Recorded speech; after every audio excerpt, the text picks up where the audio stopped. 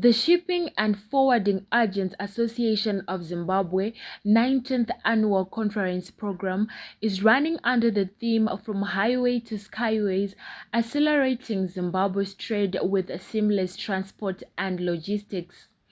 Different parastatals in the aviation and road sectors took turns to elaborate what they are implementing in pushing the agenda. The Deputy Minister of Transport and Infrastructural Development, Honorable J.K. Sako, said the government acknowledged the role of SFAAZ in developing a regional hub for world-class transport networks, logistics and services by the year 2030. As a ministry, we recognize and acknowledge the role Shipping and Forwarding Agents Association of Zimbabwe plays in the transport, trade and logistics sector, and we consider you as a partner in our country's economic development.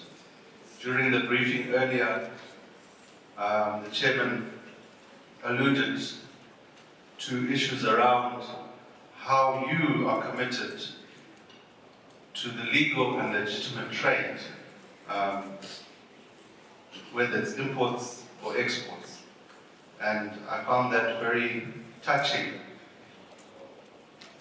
that you are there to represent the formalization, the legalization, and ensuring that trade is done in a legitimate manner for the benefit of the country. Distinguished delegates and guests, as a ministry, I want to take this moment to also acknowledge your role as one of our key stakeholders. We truly value your input that you bring to the ministry's events. You attend our strategic planning workshops. You are also always present at road and infrastructure commissioning events.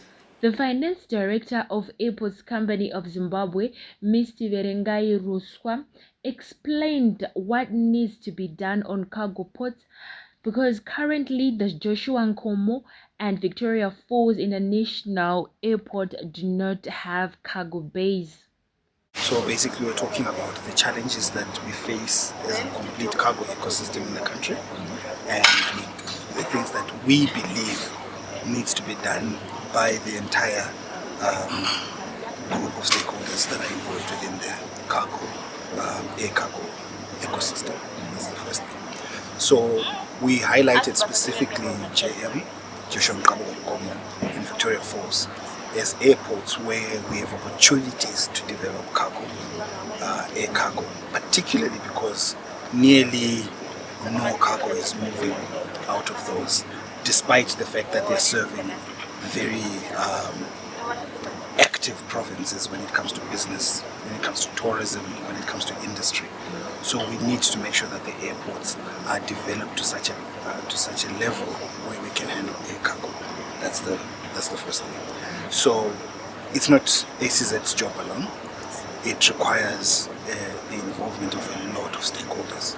It requires the involvement of the shipping and forwarding agents. It requires the involvement of the airlines. It requires the involvement of the government and the private sector. The CEO of National Handling Services, Mr. Ramba Kudzembwa, was of the view that companies need to embrace new technologies for a more result-oriented approach. AI is now the buzzword. Whether we are using it in our workspaces is a debate for another day. But the reason for automation is usually operational efficiencies. You want to reduce errors associated with human beings. You want things, these days you can actually write a report, just go now to, whether you go to DeepSeek, whether you go to any other AI platform, ask for a report, just put in your statistics. Can you do an analysis of my cargo volumes from January to December? It will do that. In a very short space of time, and what you simply need to do is to audit. So when you look at how you need to plan now, how you need to analyze your statistics, AI is playing that particular role. But are we doing it at the moment? Are we doing that at the moment here in Zimbabwe? Probably a very small percentage. Air Zimbabwe, Board of Airline of Zimbabwe, ZINARA, National Railways of Zimbabwe, Tanzania, Ports Authority, all presented what they have accomplished in accelerating Zimbabwe's trade. I'm Farem Chimbranzo reporting for Via.com in Bulawayo.